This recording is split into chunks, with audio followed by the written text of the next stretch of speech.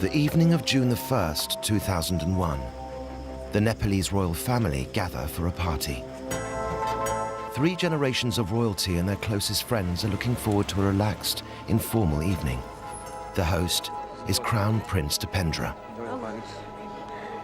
Among his guests are his parents, the King and Queen of Nepal, the Queen Mother and his cousins.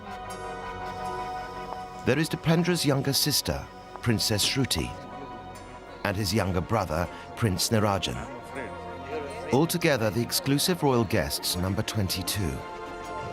But within little more than 1 hour from their arrival, most of these people will be lying dead or wounded in the bloodiest slaying of any royal family ever recorded.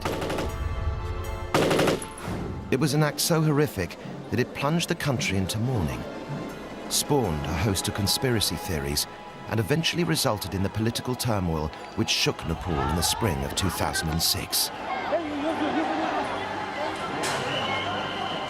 At the heart of this shattering event was the Crown Prince himself. What was going through his head on this fatal evening? What influences were at work? Why did it end in tragedy?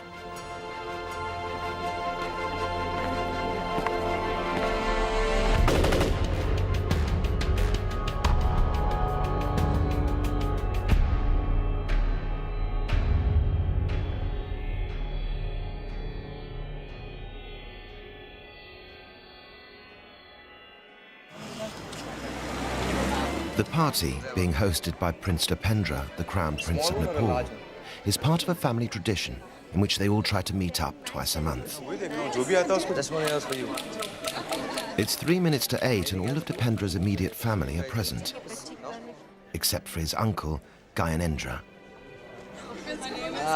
Darshan. Nice to see you. What can I fix you? Well, I think a cook would be lovely. Oh, great. His younger sister, Princess Shruti, has arrived with her husband, Kumar. The first and the third Fridays, there would be family gatherings. A little bit of ice? And it was just like a normal Friday, a dinner party. And the Crown Prince was there serving drinks to everyone. And Kumar? One of these? Just a small one. All right, coming up right away. Help yourself to some nibbles. For sure. There's an open buffet later on. Invitations to these gatherings are usually arranged at the last minute. But Dipendra's cousin remembers that the Crown Prince had wanted to know several days in advance if she would attend. This one else for you. He said, will you be there? Should I say you will be there? And that was the only unusual thing. But of course, I didn't think much about it until after the whole incident was over. And I started to wonder then, I mean, if it was all planned. Just excuse me for a few moments, right? Dipendra has an important member of the family to go and collect. She is the matriarch of the dynasty, the Queen Mother.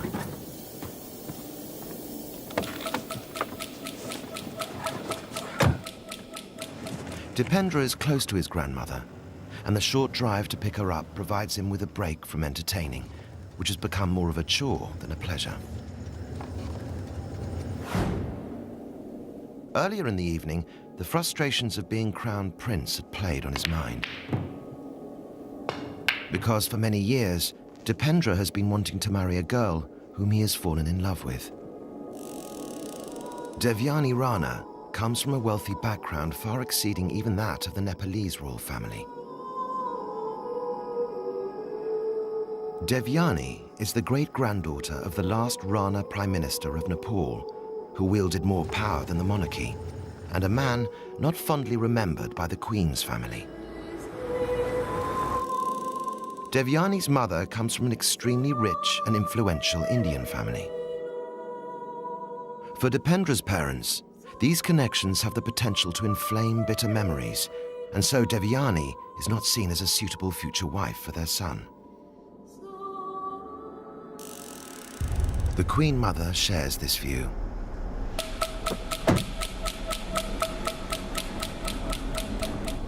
Has everybody arrived already? All except father. He's working again over in the office.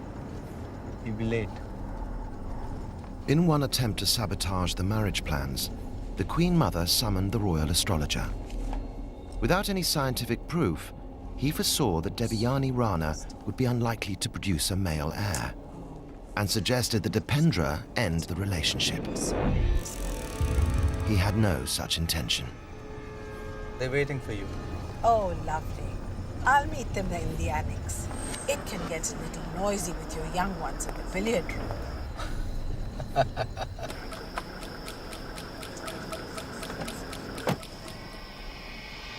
Dipendra has all his family around him. But the one person who is most important to him, Devayani Rana, is not allowed to be there.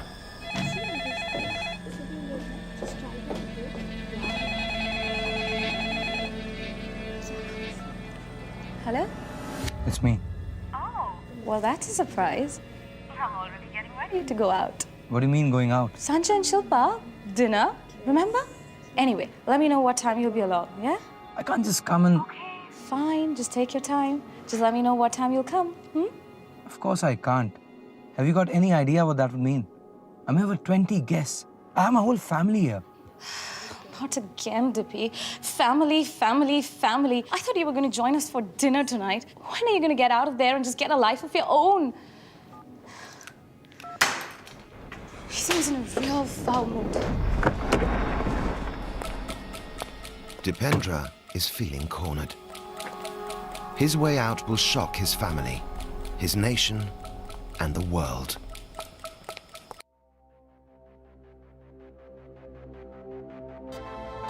There you go. There's your... Prince Dipendra, the Crown Prince of Nepal, is entertaining his closest family at his residence within the royal palace.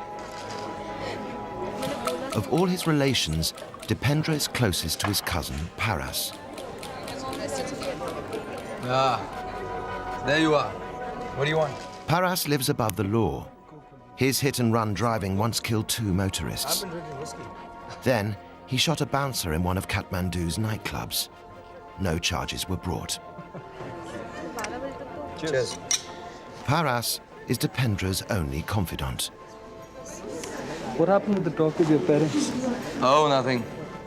We've just been talking about the marriage. I spoke to mother and grandmother about it and this and no. I'll speak to His Majesty on Sunday about it. No one yet realizes quite how much Dipendra has been drinking. My shot? Go in the pocket.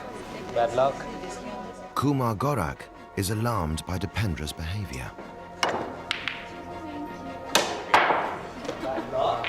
All of a sudden, the Crown Prince started shooting out of turn and started saying, "Oh, I'm getting drunk." Losing my aim a bit. And just like all of a sudden, he went over to a sofa and sitting there. Get me some of the specials. I'm in the billiards room. As soon as you can. There you go. Ah, thank you. Normally, he just smoked marijuana and hash, or a mixture of that in a cigarette. Although Dipendra is 29 years old, it is not considered proper for him even to smoke a cigarette in front of his parents or elders. But this evening, Dipendra will abandon all inhibitions.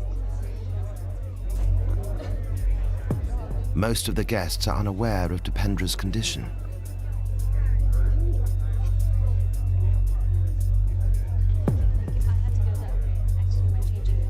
His cousin Paras decides that they should try to put him to bed.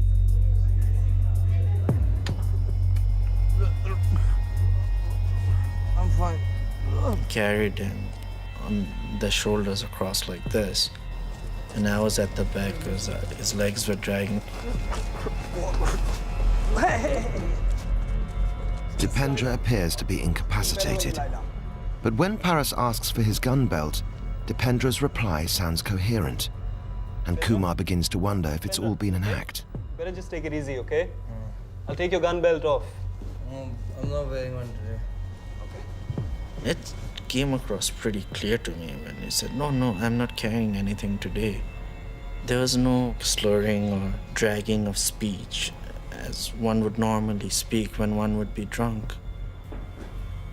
In hindsight, it appears that maybe he wasn't really drunk as he made himself out to be. As Paras leaves Dipendra's joints, he spots an open drawer. Better remove these. Why bother? At the party, Dipendra's departure hasn't gone unnoticed. Perhaps it's an allergic reaction to something.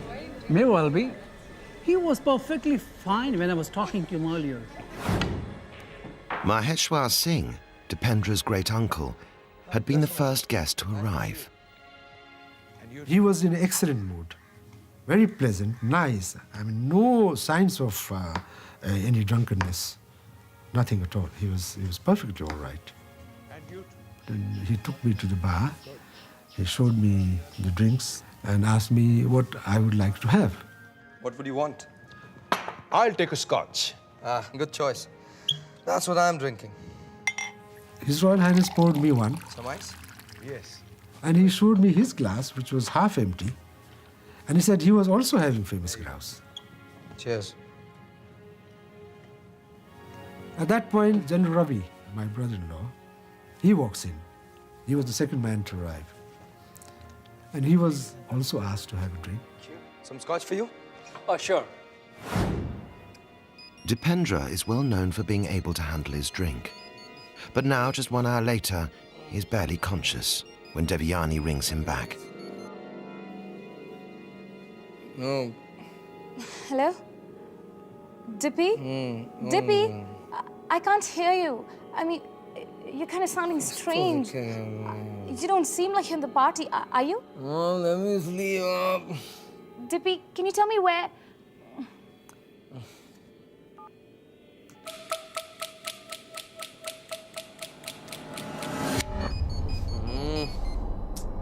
Dipendra's unanswered calls go automatically to the palace security office. ADC office. Hi, this is Devyani Rana. I've been talking to the Crown Prince on phone, but he doesn't sound very well. You know, his voice was kind of slurred. Can you just please do me a favor? Can you just go and check on him and let me know if he's all right? I will send someone up to see him right away.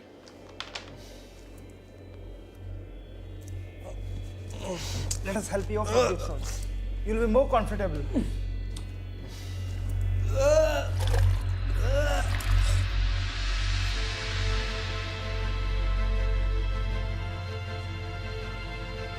In the annex room next door to the party, the king joins the queen and the queen mother, who are having drinks with the older ladies. Perfect timing. We were just getting ready to make a toast to the Queen Mother. Ladies. Excuse me, Your Highness. The Crown Prince has been taken to his bed. He's not well. 2 orderlies are taking care of him. I think it may be the drink, Your Highness. All right. Thank you. Please excuse us. I think we'll go and join the fray now. Yes. Come.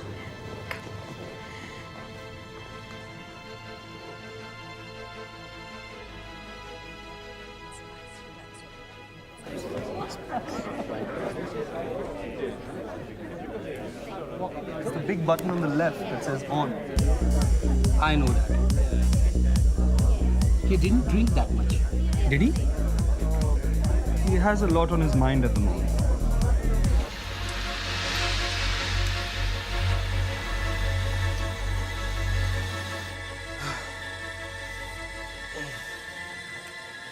It's okay.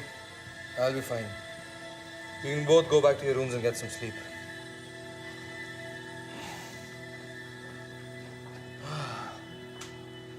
As well as his drinking, Dipendra is known to smoke large quantities of hashish. But few realized that for a year, he'd also been taking antidepressants.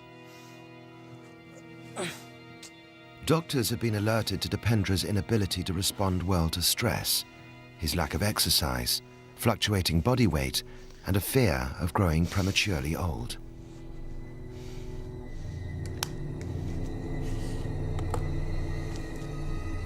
Dipendra was already a lifetime away from the aspirations of his happy childhood growing up in the palace.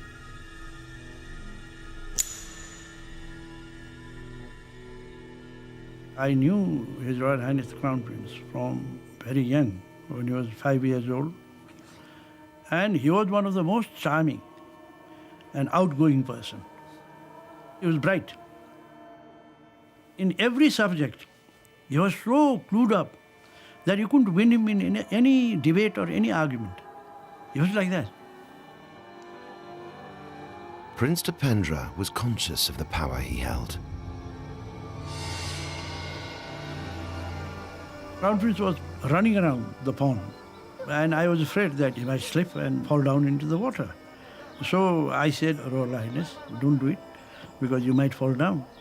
But he didn't listen. And at that time he said, no, you can't order me. General, he said, General, you can't order me. At 16, following in his father's footsteps, Prince Dipendra enrolled at Eton in England to complete his secondary education. Many years previously, I'd been asked to be the King's tutor, and as a result of that, his father thought he would like to send his son to Eton and he'd like him to come to my house. So that's how that really came about.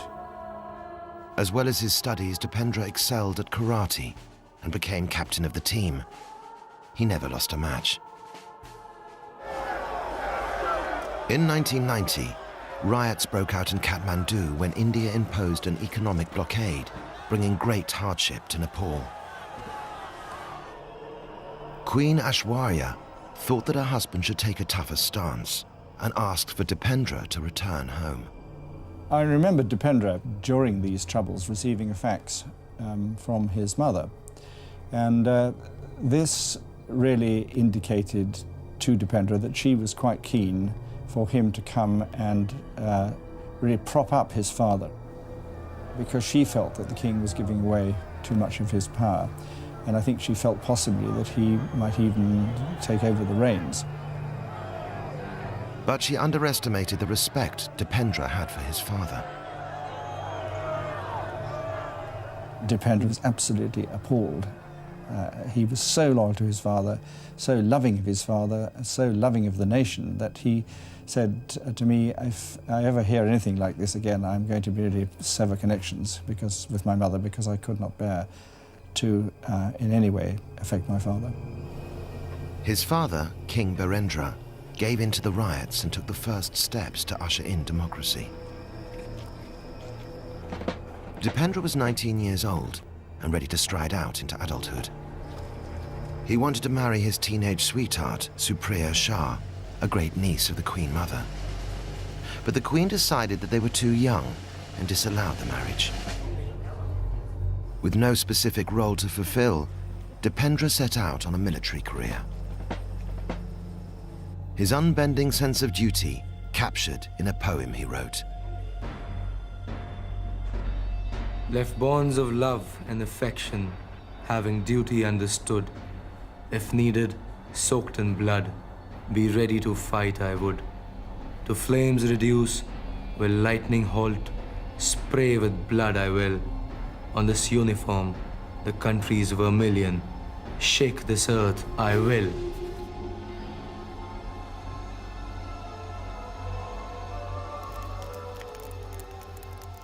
In 1995, while in England, Dipendra was introduced to Devyani Rana. She swept him off his feet. But without the royal stamp of approval, their affair had to continue in secret. As the years passed, everyone in Kathmandu would learn of their charade. But Devyani was not an easy catch even for a crown prince. Her sophisticated coolness began to expose Dipendra's instabilities. He became so desperate to marry her that he even threatened to poison himself should she refuse him. But Dipendra's greatest anxiety came from his family. They knew that he was likely to disobey them and try to marry Devyani, but they also knew that they could always cut off his allowance, leaving him penniless. Dipendra is trapped. The elders of the royal family are all aware of Dipendra's agony, but there appears to be no obvious compromise. I'm having a talk with him this Sunday. Perhaps that will at least clear the air. He wasn't exactly forthcoming at lunch today. And he just sat in silence at tea this afternoon. But then he had this evening to think about, so... He's sulking. You know how young people are. They want everything to happen in an instant. If only it was that simple. In my experience, these things just never go away.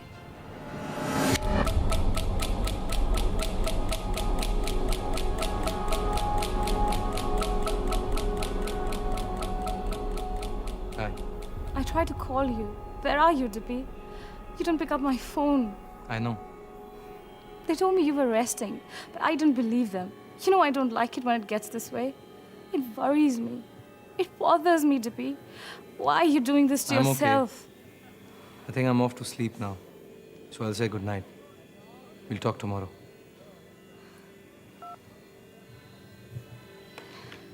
Good night, Dippy.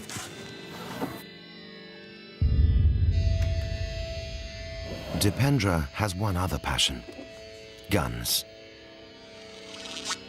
He was given his first pistol on his 8th birthday and has collected them ever since. He has access to the palace armory and keeps his own collection in his room. He is an excellent shot, better than any of his guards. It would be very correct to say that he was obsessed with the weapon. He wanted to excel on everything what he did.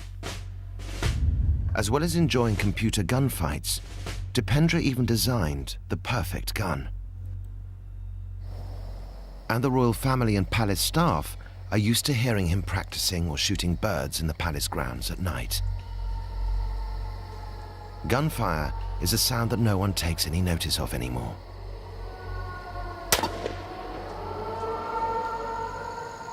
Go get the bird. Hurry up. I knew he liked guns, and he talked about guns a lot.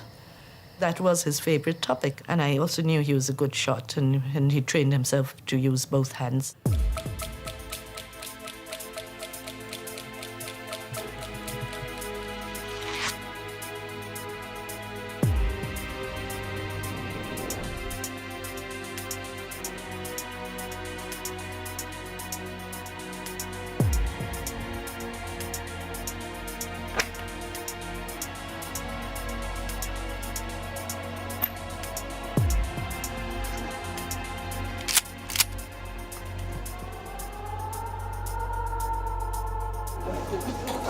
At 8:45 p.m., the king leaves the Queen Mother's annex and joins the party in the billiard room.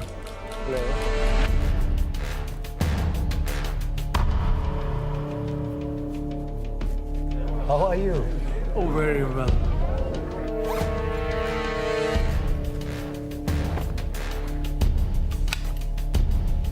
Would you like me to carry the bag tonight, Your Highness? No, that won't be necessary tonight.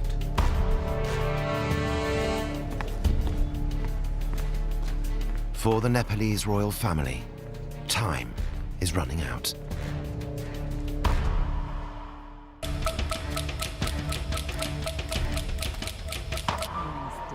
Inside the billiard room, King Birendra is surrounded by most of his immediate family and closest friends. It's become a family problem now. Everyone thinks that Crown Prince Dipendra has taken to his bed. Could you please give me my cigar, please?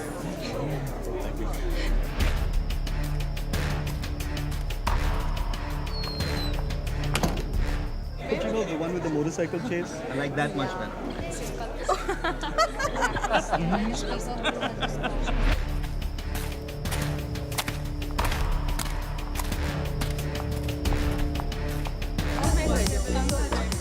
You don't want to join the disco at the top end?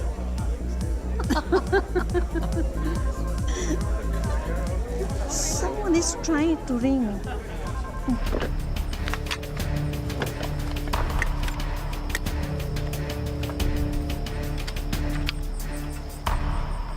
Kidnap one tourist and we are fucked. They run and hide in the hell village. It's always like this before the monsoon. It's sure to break soon. And then it will be the rain that wakes up. And then the innocents suffer. And you know what that leads to? I think I was the first person who saw him come in with a gun in each hand. Really?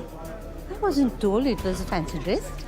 Maybe he's carrying these weapons to show them to His Majesty. Oh. I felt he was dressed up to go with the guns, kind of. I mean, that's what I thought. And then the whole world hears about it. And then, bang goes the tourist. Suddenly I hear somebody coming behind me. I turned around over my shoulder and looked, and found to my surprise that this was His Royal Highness with an automatic rifle in his right hand and dressed in army fatigue. Hey, what's up? What's all this? Suddenly I hear bang, bang. Just wait. It was such a shock when he lifted the gun and shot at his father. And his father took 2 or 3 bullets. What have you done? That's when he dropped the gun. And that was the only time in that evening when he was slightly vulnerable. If somebody had grabbed him at that time, then I think it would have ended. But everyone was dazed. Nobody could react.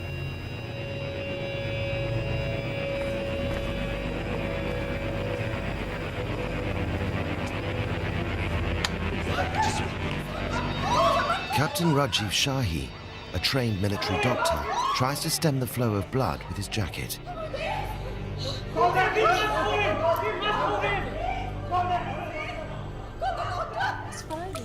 Next door, the Queen Mother doesn't know what's happening. There is firing going on. Oh, it's him again, shooting cats and crows. But anyway. Dipendra returns the shotgun to the bag and selects a pistol and an M16 automatic machine gun.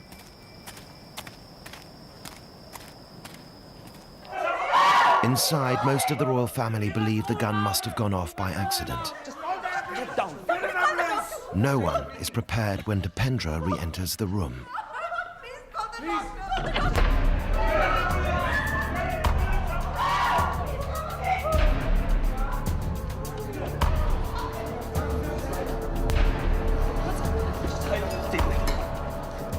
The Crown Prince re-entered the room and he went where His Majesty was lying and was going to shoot him again. Enough. Prince Birendra, the king's brother, tries to end the violence. Now give me that gun. He shot him point blank. He literally flew and landed a couple of feet back. His uncle Kumar Khadga is the next victim.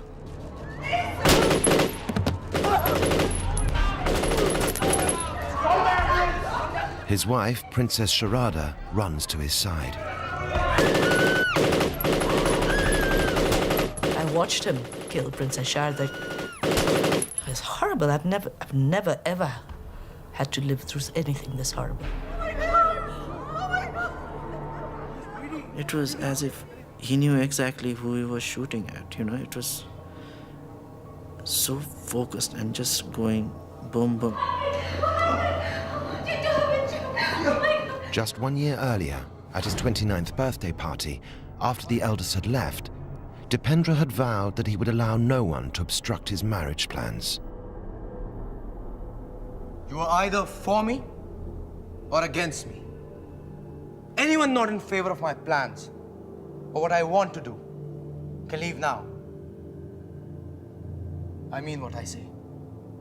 I'll kill anyone, any of you, if you so much as stand in my way.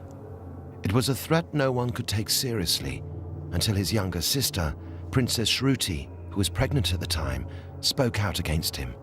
You cannot talk to your own family like this. It's not about threats.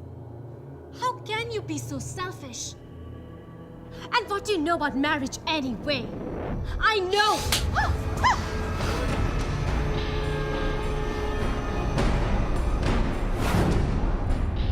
Is Dipendra carrying out the threat as he had promised? Everyone would try to reason with them as to why he would be marrying this girl, or why he should continue the traditions of the family. All of them were targeted, I believe. Kumar becomes the next victim. When our eyes met, I thought for a second maybe he was hesitating.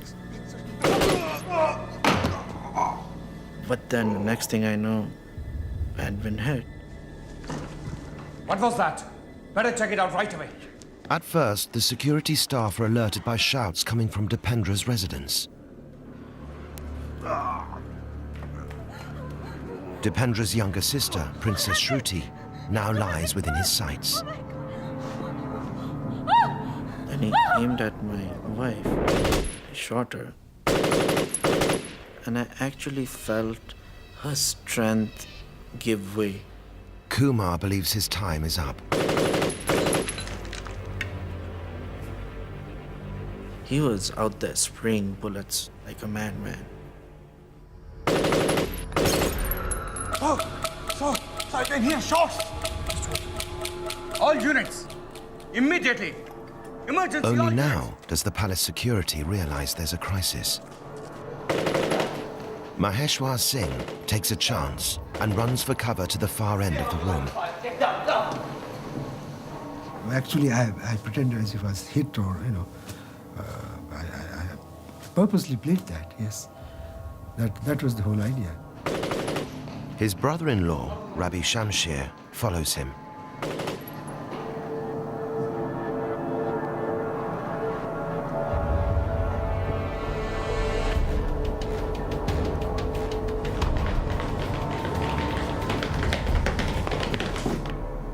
Still conscious, King Birendra sees an opportunity to end the massacre and shoot his own son.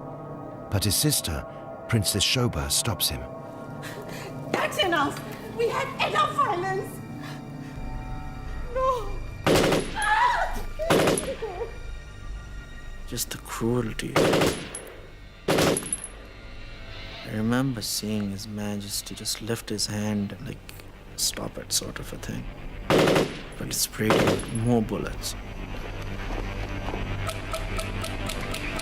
Dr. Rajiv Shahi is the only person able to escape. Leaving his wife at the far end of the room, he manages to flee through a window. It takes the security forces precious minutes to reach the billiard room. Prince Paras's mother, Princess Komal, becomes the next target. Miraculously, she will survive. But the king's sister, Princess Shanti, is killed immediately. Down, just lie down. Dipendra's second cousin, Princess Jayanti, tries to call for help.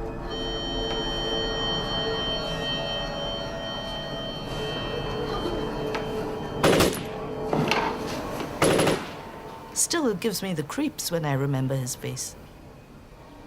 He really looked exactly like the Terminator 2. Absolutely expressionless, but very concentrated. And it's his look that frightened me more, actually, than being shot at.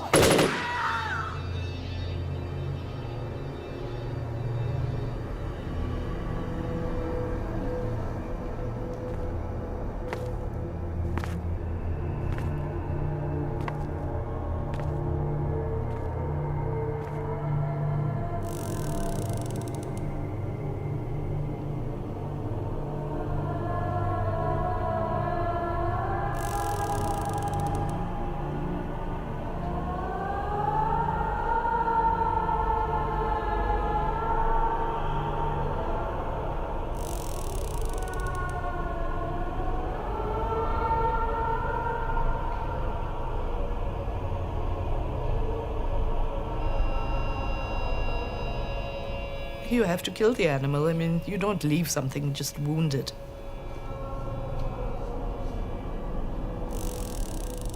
I think because the blood went all over my face and my head, I think he thought he had killed me also.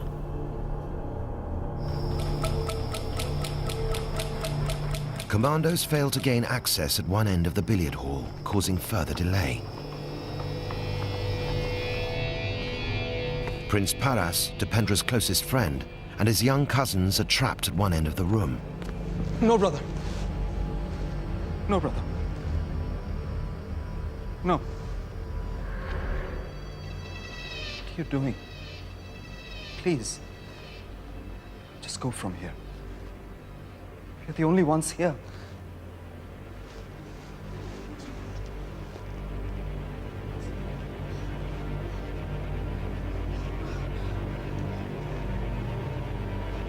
No. No, please.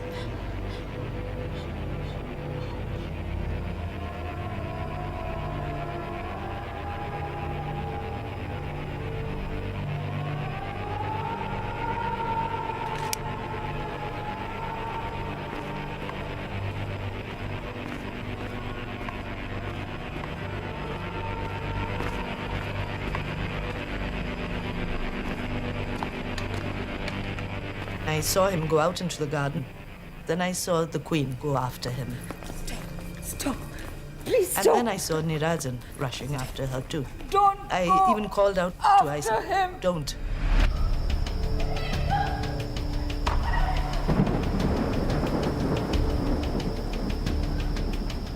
Stop!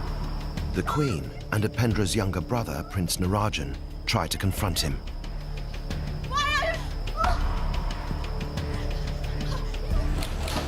Out there. Military units finally gain access to the room. Prince Paras takes command. First take their majesties, then take the injured. Leave the dead for now. King Birendra is still alive. Escort these people out. Where's the majesty? The king's brother, Prince Birendra, lies paralyzed. I know it's difficult. I know you're in pain. But help is on its way. We'll soon take you to the hospital. Just try and keep on top of it, okay?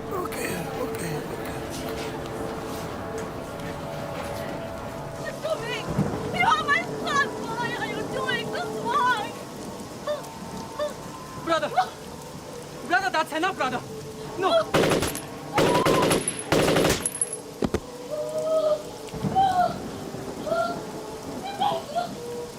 Stop, Dipendra! He was your younger brother! What are you trying to prove? Are you possessed? Listen to me, are you possessed? What are you trying to do?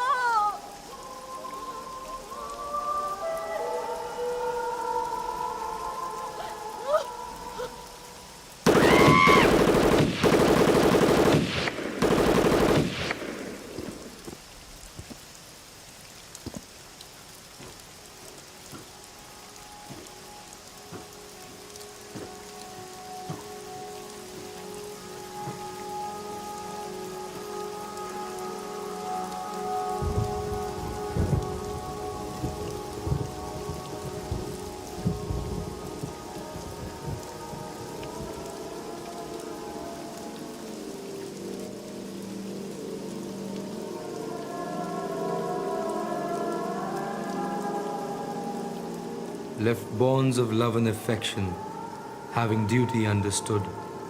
If needed, soaked in blood, be ready to fight I would. To flames reduce, will lightning halt, spray with blood I will. On this uniform, the country's vermilion, shake this earth I will.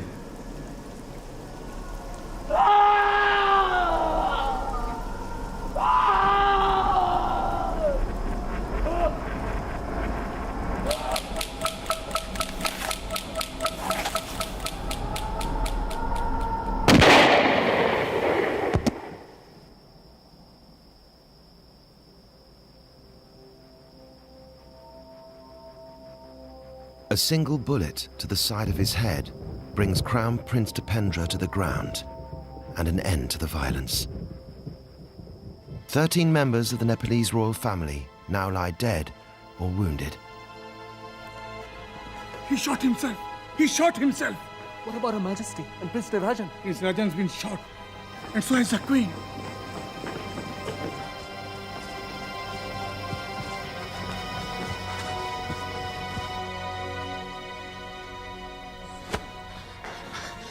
Dipendra! Dipendra shot His Majesty the King. And all the others. What are you talking about? No, you mustn't. No, please. It is a tragedy which will have far-reaching consequences. But an event so extraordinary, no one will ever believe it.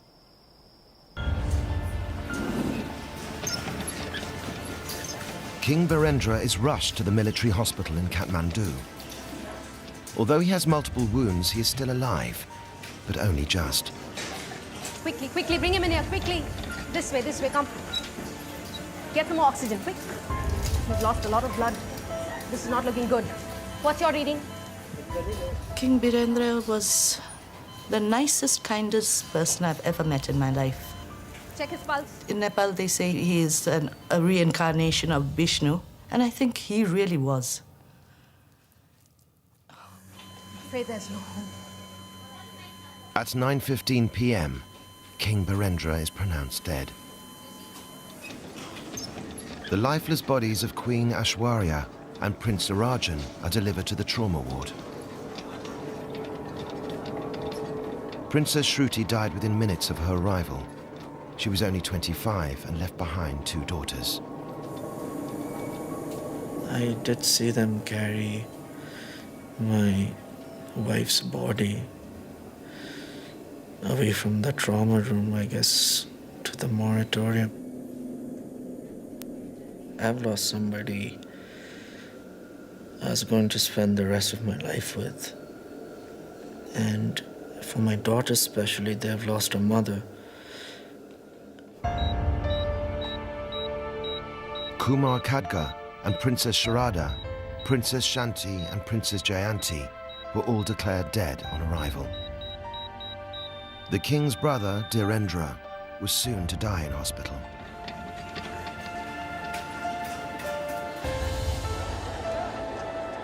The following day, Saturday the 2nd of June 2001, the country of Nepal woke up to the tragic news.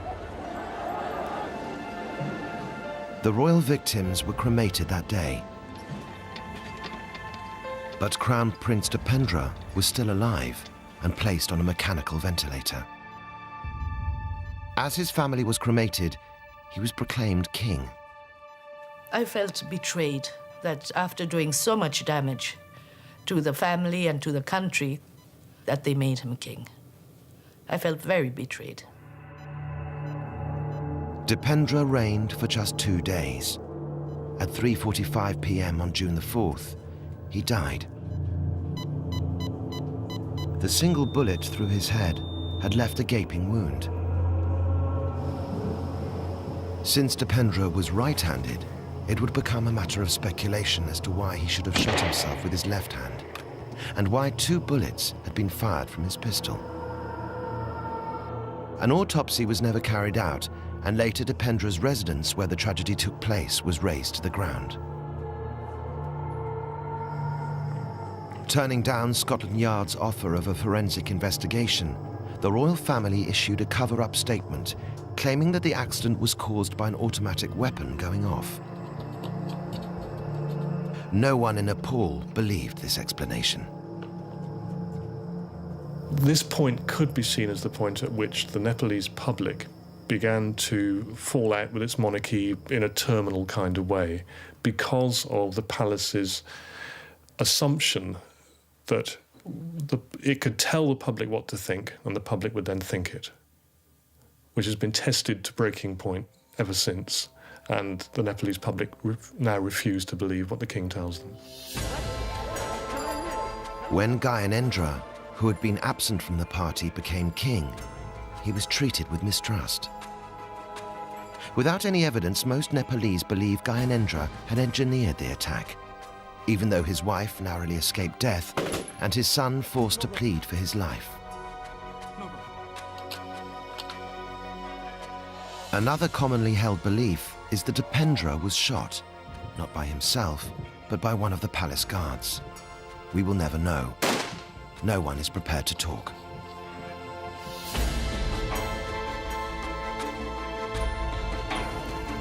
In either event, The evidence does not point at a conspiracy, but to a personal catastrophe, which would weaken the monarchy and strengthen the march to democracy.